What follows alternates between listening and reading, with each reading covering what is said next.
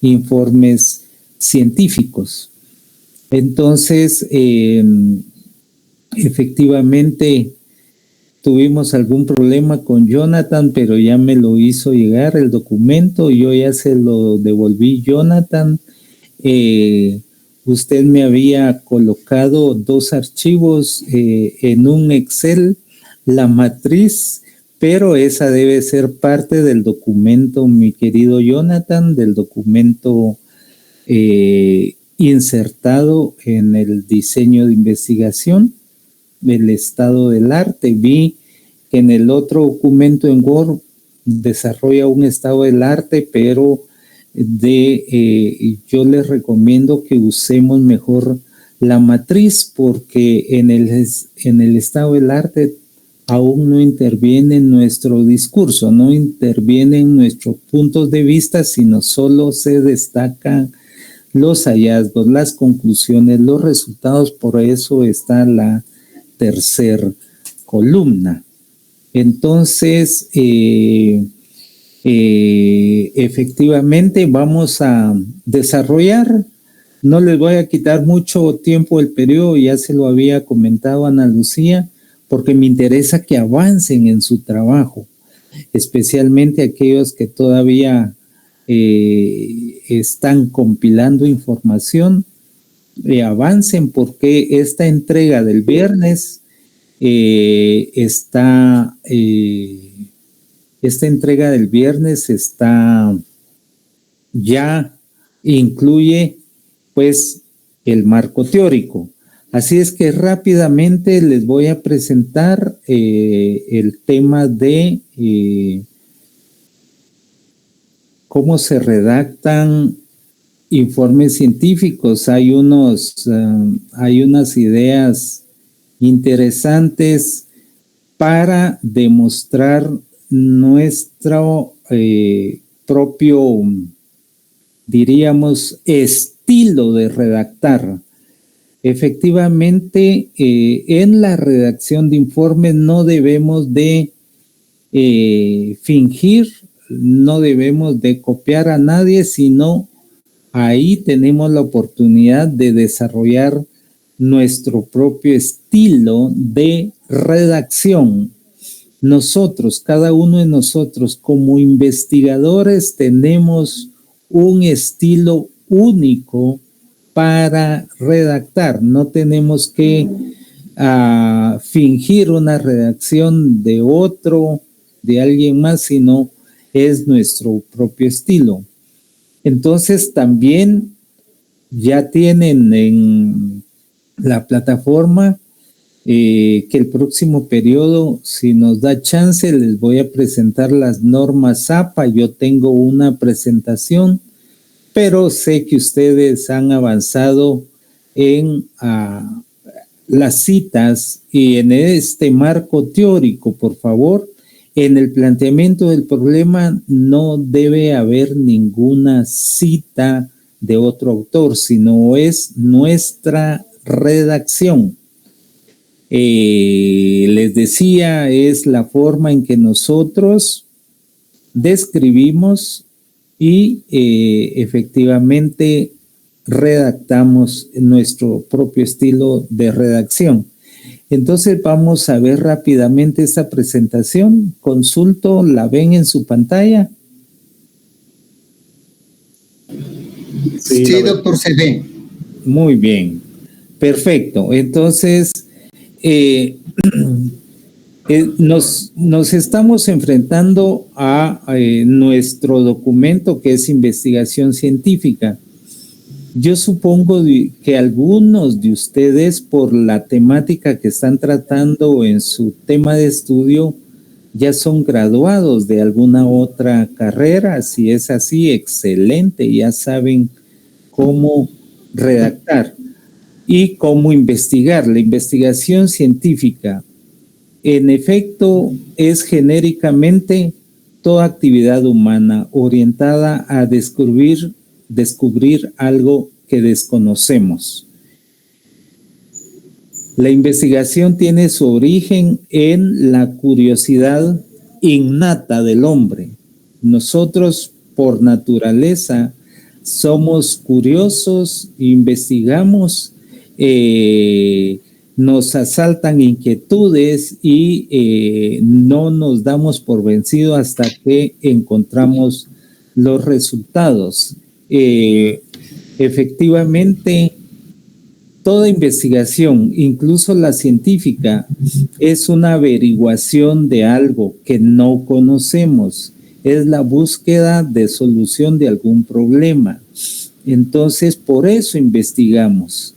Los distintos tipos de investigación se pueden distinguir, pues, por la razón de ser de la actividad científica. La actividad investigadora aporta a la solución de problemas, también a su diferenciación, y tiene que hallarse en su objeto, en el sujeto de estudio y en el procedimiento metodológico que abordamos para desarrollar la investigación.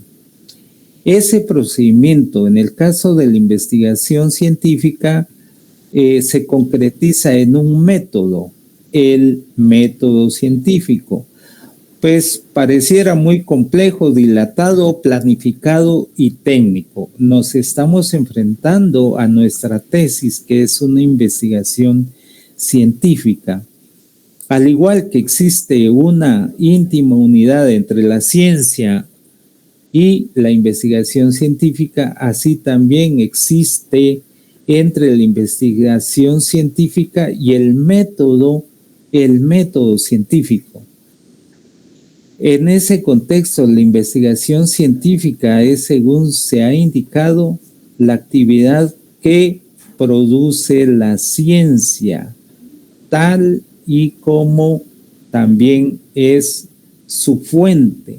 El conocimiento científico, ustedes saben que pues es producto de investigaciones científicas. Y entonces, en ese marco, en el método de investigación científico se pueden distinguir su contenido o método propiamente dicho, formado fundamentalmente por una serie de etapas, una serie de fases, una serie de pasos que nosotros organizamos coherentemente para alcanzar el resultado. En este caso, para nuestro diseño e investigación, ya cuando estemos en la tesis, efectivamente el tema de contestar a las preguntas de investigación y demostrar que hemos alcanzado los objetivos que nos hemos propuesto. En este caso, el método científico está constituido por el conjunto de ideas que sirven de fundamento y orientación al método propiamente dicho. El método es un procedimiento, está constituido por etapas, por fases generales de actuación que forman su contenido y por lo tanto también está conformado por las técnicas y los instrumentos concretos, los procedimientos que elegimos para desarrollar nuestra tesis. Y en este caso, estas técnicas y estos instrumentos específicos de cada ciencia pueden ser muy diversos, porque cada objeto de investigación reclama técnicas propias. En ciencias sociales y en ciencia política, ustedes saben que hay una serie de técnicas cuantitativas y cualitativas que efectivamente van en línea con los objetivos de investigación, con las preguntas de investigación. En este caso, este autor, Mario Bunge, distingue las siguientes series ordenadas. ¿Alguien tiene abierto su micrófono, por favor? Veamos quién lo tiene abierto y cerrémoslo, por favor. Entonces, Mario Bunge distingue la siguiente serie ordenada de operaciones. Primero, debemos, en el planteamiento del problema, enunciar preguntas bien formuladas y verosímilmente fecundas. Esas preguntas de investigación en nuestro planteamiento del problema son las que nos van a orientar toda la investigación. También podemos arbitrar conjeturas fundadas y contrastables con nuestras experiencias, nuestras vivencias, nuestro desarrollo profesional en el ámbito laboral para efectivamente contestar esas preguntas de investigación. Y obviamente derivamos consecuencias lógicas de esas conjeturas. Necesitamos como método de investigación arbitrar técnicas para someter las conjeturas a contrastación. De hecho, de las preguntas de investigación, derivamos en preguntas más específicas. Cuando nos enfrentemos a trabajar efectivamente los instrumentos de investigación, vamos a darle coherencia, porque no vamos a preguntar otras cosas que no sean dirigidas por nuestras preguntas de investigación. Y entonces sometemos esa contrastación efectivamente a través de las técnicas para comprobar esa relevancia y la fe que merecen. Llevamos a cabo en la práctica la contrastación e interpretamos los resultados. Efectivamente, de esa cuenta podemos verificar la fidelidad de las técnicas aplicadas y de los instrumentos para responder a esas preguntas de investigación. Y luego determinamos los dominios en los cuales valen las conjeturas y las técnicas, y de esa cuenta podemos formular nuevos problemas, ¿sí?, que son originados por la investigación que desarrollamos. Acá les presento algunas fases del proceso de investigación. La fase de documentación. Ustedes están en esa fase porque están desarrollando el estado del arte y luego van a desarrollar su marco teórico. Entonces, los productos de la fase de documentación es la búsqueda documental, la lectura, el análisis de esos documentos y luego, pues, nuestras fichas hermenéuticas, nuestras fichas de contenido, nuestras fichas de trabajo. Debemos de fichar lo que nos interesa para fundamentar nuestro marco teórico.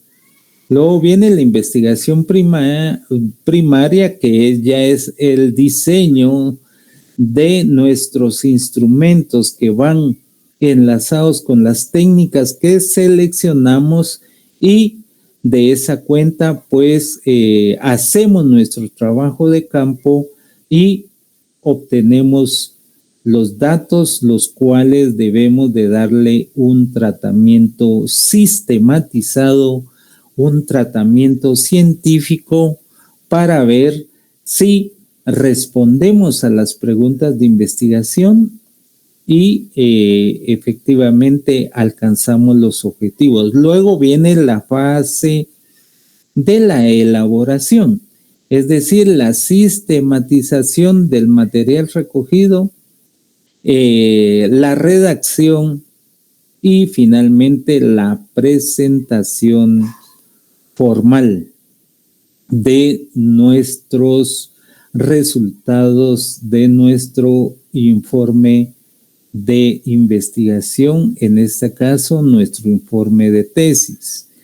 La investigación primaria, observación directa de la realidad estudiada. Eso lo vamos a hacer a través de las técnicas que seleccionamos y de los instrumentos que desarrollamos. De esa cuenta obtenemos los datos pertinentes que van en línea de responder las preguntas de investigación y en línea con alcanzar los objetivos. Finalmente, concretamos el diseño de nuestra tesis o el plan de investigación y en la obtención y tratamiento efectivo de los datos. Por eso, el diseño de tesis, el diseño de investigación que ustedes están trabajando, tiene que ser un documento científico, un documento coherente, un documento que no los pierda a la hora de implementarlo, porque han articulado coherentemente el tema, el planteamiento del problema, las preguntas de investigación. Obviamente, previo desarrollaron todo un estado del arte para tener argumentos para plantear el problema. Luego desarrollamos el marco teórico. El marco teórico es todo el sustento teórico. Recordemos que el marco teórico no es un glosario de términos.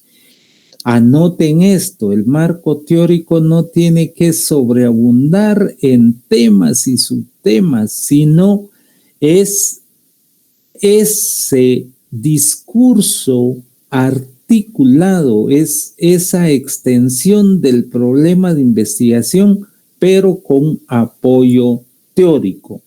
En el marco teórico es donde debemos de citar, de acuerdo a las normas APA séptima edición, a los autores. Cuando citamos literalmente a un autor, no olvidemos citar el número de página.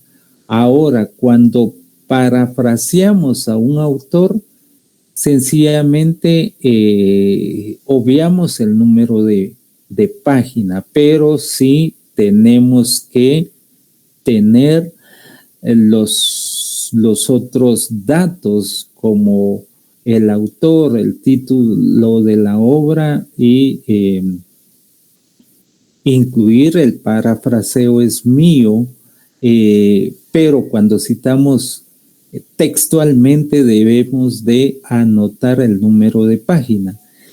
Fíjense que en Word, en la aplicación Word, hay una ventana que se llama referencias bibliográficas, y ahí van a encontrar en normas APA efectivamente un cuadro de diálogo para que ustedes citen el título del documento, el nombre del autor, los datos editoriales, y si citaron textualmente a un autor, también hay una opción para anotar el número de página. Entonces, Word tiene esa ventaja y efectivamente con eso podemos avanzar. Luego viene la fase de la elaboración. Entonces elaboramos los materiales recogidos en la investigación, los sistematizamos, hacemos un buen análisis de la información recogida, tabulamos los datos y luego viene la exposición de los resultados con el fin de, obviamente, comunicarlos a la comunidad científica y al público en general. Efectivamente, sus temas pueda ser que le interese a alguna institución. Más o menos estoy pensando en el tema de Andrea, el cual puede ser un gran aporte para el Ministerio de Energía y Minas, para el Ministerio de Salud Pública, inclusive para el Ministerio de Ambiente, porque efectivamente tendrá una propuesta de cómo mejorar toda esta legislación en relación al manejo de estos productos radioactivos. Luego viene la divulgación del conocimiento y la revisión crítica. Obviamente, recordemos que nosotros vamos, cuando ya estemos frente a la tesis, porque ahorita estamos elaborando el diseño de investigación, cuando ya estemos frente a la tesis, una de las fases es seleccionar a un asesor de tesis. Yo de una vez anótenlo por ahí, el asesor de tesis no necesariamente tiene que ser un metodólogo. No necesitamos un metodólogo porque para eso tenemos estas clases, ¿sí? El asesor debe ser alguien especializado en nuestro tema de investigación, que sea un experto en el tema de investigación, un académico que tenga expertise en nuestro tema de investigación. Luego pasamos a estos aspectos lógicos, noción y elementos. En el proceso de investigación científica, el aspecto lógico se refiere a los elementos conceptuales que intervienen, así como esa forma de interconexión dinámica entre los distintos elementos. Recuerden una cosa, su diseño de investigación tiene que ser un todo articulado de principio a fin, que sea coherente efectivamente con su tema, con su planteamiento, con sus preguntas. Todo va íntimamente relacionado. El marco teórico que le da soporte a toda su investigación, el marco metodológico que ya ordena paso a paso cuáles son las secuencias que vamos a llevar en la investigación. Y luego los elementos conceptuales, esas teorías, esos modelos, la unidad de análisis, la unidad de observación, efectivamente, conceptualmente representan a esos hechos, a esa realidad, y por lo tanto podemos derivar en aportes científicos. Esa forma de conexión coherente, dinámica, se puede decir que da lugar a procesos subordinados o subprocesos de verificación y teorización. En el primero, la investigación parte de la teoría y a través de la formación de modelos e hipótesis desciende a la realidad. En el segundo, inversamente, parte de la realidad. Ustedes están partiendo de un tema concreto y mediante la obtención de la investigación de los datos podemos ascender a contribuir y a ampliar la teoría que se conocía sobre nuestro tema de investigación. Entonces, efectivamente partimos de la teoría, arribamos a modelos, desarrollamos ideas supuestas, confrontamos los hechos, los verificamos y aportamos a un nuevo conocimiento, porque la investigación científica, lo que ustedes van a hacer en sus tesis es abonar al conocimiento científico sobre determinado tema de investigación. Finalmente, pues eso ya es el plan de la tesis. El diseño de investigación constituye esa sistematización conjunta de las partes en capítulos en que se presentará el informe final de la tesis. Ahora bien, esto es bien importante, por favor, anotemos.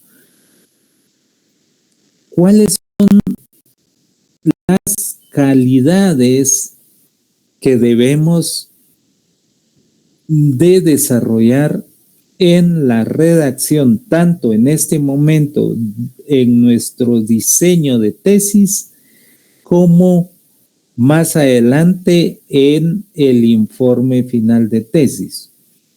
Debemos de redactar con claridad, con sencillez, con precisión, con sinceridad, con originalidad y con viveza. Esta presentación también ya la tienen en la plataforma, por favor, bájenla en la plataforma y ténganla. Y finalmente, nuestra redacción también debe ser con rigor científico y finalmente sistematización, porque toda investigación es un proceso de sistematización para abonar al conocimiento. ¿Qué significa claridad y sencillez en la redacción? Efectivamente, debe ser ante todo clara. Nuestra redacción debe ser clara, no darle tantas vueltas, adornar la redacción, sino debe ser clara. La finalidad esencial del lenguaje hablado y escrito es la comunicación. ¿Y cómo debemos de comunicar? Con claridad y con sencillez, para que el más común de los mortales pueda entender lo que estamos intentando comunicar. La segunda es precisión. Debemos redactar con precisión. La precisión está vinculada estrechamente a la claridad y la sencillez. La precisión específicamente se refiere a que en cada momento se utilicen las palabras justas y las expresiones que correspondan exactamente a la idea que quiero expresar. Entonces debemos de redactar con precisión. Y de una vez anoten por ahí, en la redacción tanto de su diseño de investigación como en su tesis, la redacción debe ser uniforme. No es posible que redactemos un párrafo de 2 líneas contra un párrafo de 50 líneas. Eso no se ve elegante. La redacción debe ser uniforme de principio a fin. Yo les recomiendo párrafos de 10 líneas antes de punto y aparte. 10 líneas sostenidas y luego punto y aparte, otras 10 líneas sostenidas, punto y aparte, porque nuestra redacción debe ser uniforme, debe ser equivalente. Y otra de las cualidades es la sinceridad y la originalidad. ¿Qué es sinceridad? Esta consiste en 2 cosas. Primero, escribir conforme a nuestra propia manera y según nuestro particular estilo, y no debemos escribir fingidamente, sino demostrar cuál es mi estilo singular, cuál es mi estilo particular, cuál es mi estilo peculiar de redactar un documento. En segundo lugar, que bajo ningún punto de vista se pretenda disfrazar la verdad o engañar. Entonces, eso es sinceridad y originalidad.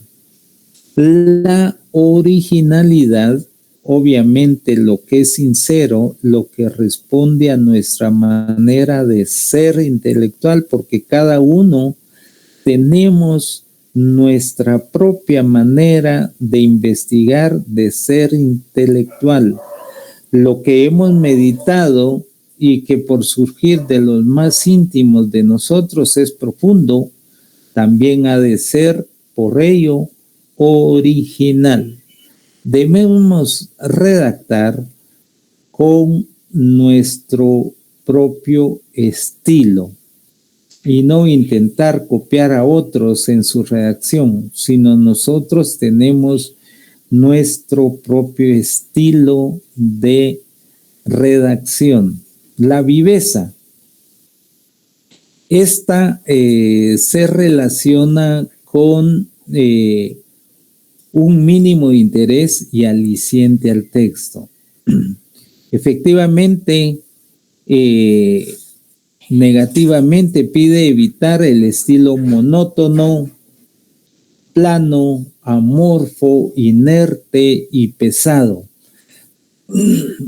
Ustedes ven que cuando tienen frente así un libro, si ustedes sienten que el autor le puso pasión en la redacción, pues uno sigue leyendo, pero hay libros que a uno se le presentan con un estilo monótono, plano, amorfo, inerte y pesado, entonces mejor deja por ahí la lectura porque no le puso pasión a lo que escribió. En términos positivos reclama que pongamos nosotros un poco de colorido e incluso pasión a lo que escribimos. Es decir, hay pues quienes redactan con una tremenda pasión que uno pues cuando ve esos escritos, pues se los consume de principio a fin. También hay que saber destacar la importancia de lo que se escribe, su actualidad y su vigencia y la utilidad. La utilidad. Nuestras tesis deben de ser actuales, vigentes y debemos demostrar la utilidad porque se orientan a efectivamente resolver problemas de la sociedad, de la institucionalidad pública, de las políticas públicas, de cualquier tema. En el caso de el gobierno de la universidad, hacerlo más democrático con la representatividad de todos, para que sea un gobierno efectivamente de amplias raíces democráticas. El tema del rigor consiste en la propiedad y exactitud del contenido de la tesis. Tenemos en este contenido, se pueden distinguir tres dimensiones.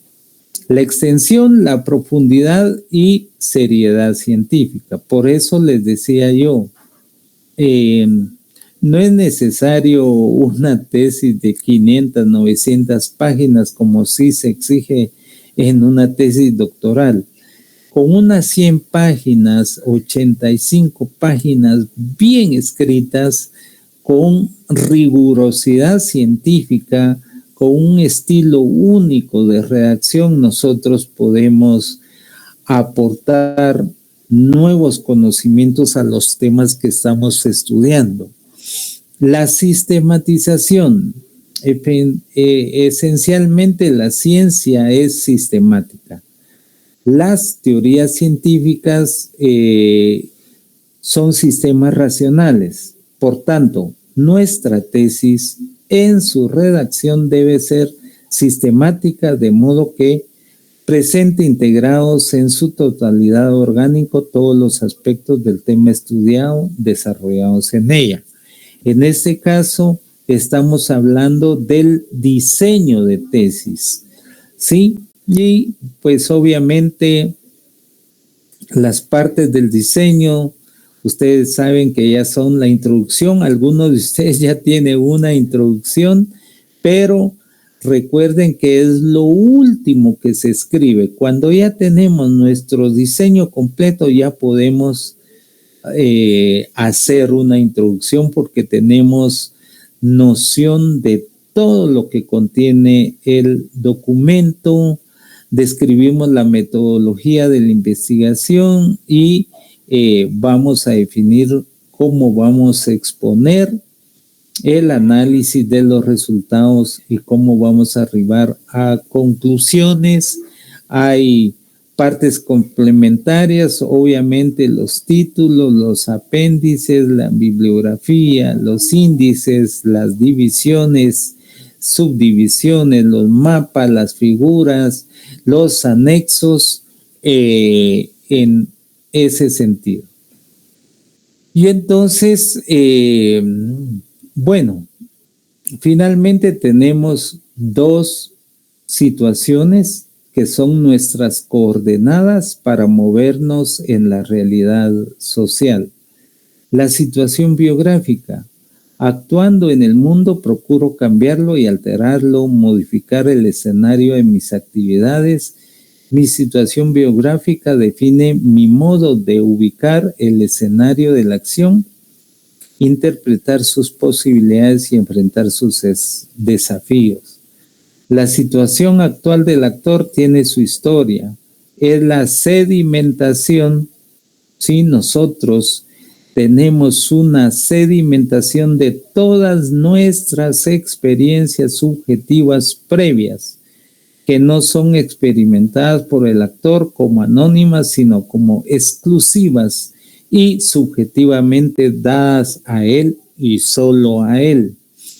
Por ejemplo, en el caso de mi querido amigo Miguel, efectivamente todo un periodista, miembro de la APG, redactor de artículos, creo que no va a tener ningún problema en la redacción de su trabajo. Y por el otro lado está el acervo de conocimiento a mano. La situación biográfica se caracteriza fundamentalmente porque el hecho de que el individuo dispone en cualquier momento de su vida de un acervo de conocimiento a mano integrado por las tipificaciones del mundo del sentido común. Entonces, uno se mueve en dos coordenadas: su situación biográfica y el acervo de conocimiento a mano. La situación biográfica es el escenario de actuación y el acervo de conocimiento a mano es todo ese cúmulo de experiencia intersubjetivas que nos asisten en cualquier momento. Por eso se dice que los amigos que llegan a una posición de dirigencia, muchas veces esa es su situación biográfica, pero no tienen un acervo de conocimiento a mano. La situación biográfica con el acervo de conocimiento a mano deben ser coherentes. ¿Se recuerdan ustedes de alguien en uno de los gobiernos pasados que llegó a ser ministro de Finanzas Públicas y el chavo era un mecánico? Entonces, tenía la situación biográfica, era el ministro de Finanzas, pero su acervo de conocimiento a mano en relación al puesto no le era favorable. Duró ahí un par de meses y luego lo tuvieron que sacar. Entonces, debemos de ser coherentes. Nuestro acervo de conocimiento a mano nos apoya para que nuestra situación biográfica efectivamente se dé en un escenario natural. Entonces, efectivamente, tal y como se los dije, necesitamos, esta presentación ya está en la plataforma y pues no les quiero quitar más tiempo, solo vamos a tomar rápidamente asistencia y los dejaría libres para que avancemos con la tarea del día viernes. El día viernes está la tarea y tienen igualmente hasta las 23:59, o sea, 12 menos un minuto para subir esa tarea. Entonces, rápidamente solo vamos a pasar asistencia y los dejo libres para que avancemos en su tarea, por favor.